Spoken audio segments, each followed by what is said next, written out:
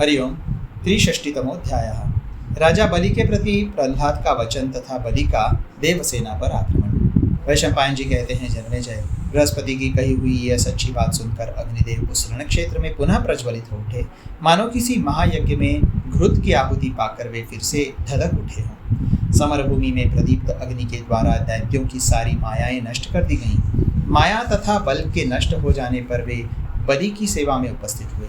अद्भुत कर्म करने वाले अग्नि के द्वारा समस्त दैत्यों के परास्त कर दिए जाने पर प्रहलाद ने दैत्यराज बलि से ये उत्तम बात कही। दानव शिरोमणे, अग्नि, वायु, सूर्य, जल, चंद्रमा, नक्षत्र, दिशाएं, आकाश तथा पृथ्वी, सब कुछ तुम ही हो। असुर प्रवर, भूत, वर्तमान और भविष्य भी तुम ही हो। दैत्यराज, वरदायक भगवान स्वयंभू ने तुम्हें ये वर दिया है कि तुम इंद्रत्व और अमरत्व प्राप्त करोगे। युद्ध में तुम्हारी पराजय नहीं होगी। ईशित्व, वशित्व, अपरिमित शुभ बल तथा संपूर्ण भूतों का अधीश्वरत्व तुम्हें सदा प्राप्त होगा। तुम महायोगीश्वर होगे और महासमर में शौर्य प्राप्त करोगे। अणिमा, लघिमा तथा अन्य जो सात्विक गुण हैं वे भी तुम्हें सुलभ होंगे। अतः दैत्यराज, तुम सेवकों सहित समस्त देवताओं को पराजित करके महान ऐश्वर्य प्राप्त करो। राजन, ब्रह्मा जी ने जैसा कहा है वो उसी रूप में सत्य होगा, उसे कोई मिथ्या नहीं कर सकता। महात्मा प्रहलाद का वो वचन सुनकर राजा बलि को बड़ा हर्ष हुआ। वे उत्साहित होकर इंद्र के रथ की ओर चले। इंद्र के समीप जाते हुए उत्तम शोभा से संपन्न महान असुरेंद्र बलि को उस समय पवित्र पक्षी और श्रेष्ठ पशु अनायास ही दाहिने करके गए। उस समय युद्ध के मुहाने पर स्थित हुए महान जटाभार को धारण करने वाले विद्वान तपस्वी युद्धोपयोगी वेशभूषा से विभूषित होकर रण की यात्रा करने वाले राजा बलि की विधिपूर्वक मंगलमय मंत्रों द्वारा स्तुति करने लगे।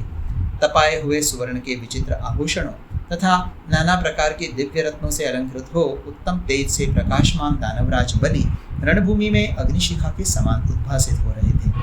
उस समय उत्तम सत्व और बल पराक्रम से संपन्न राजा बलि ने देखा कि शत्रुओं की सेना ने मेरी सेना को भली भांति पीड़ित कर दिया है। जैसे वर्षा ऋतु में शोभा संपन्न मेघमंडल आकाश में वायु के द्वारा छिन्न भिन्न कर दिया जाता है, उसी प्रकार दैत्य सेना तितर बितर हो गई है। तदनंतर उन्होंने देखा कि शत्रुओं की सेनाएं रणभूमि में अग्नि के द्वारा सब ओर से सुरक्षित हैं। वे निरंतर उत्कर्ष के पथ पर बढ़ती हुई अग्रतर होती चली जा रही है। जैसे पर्व संधि या पूर्णिमा की वेला में समुद्रों के वेग बढ़ जाते हैं, उसी प्रकार शत्रु सेना की प्रगति उत्तरोत्तर बढ़ रही है।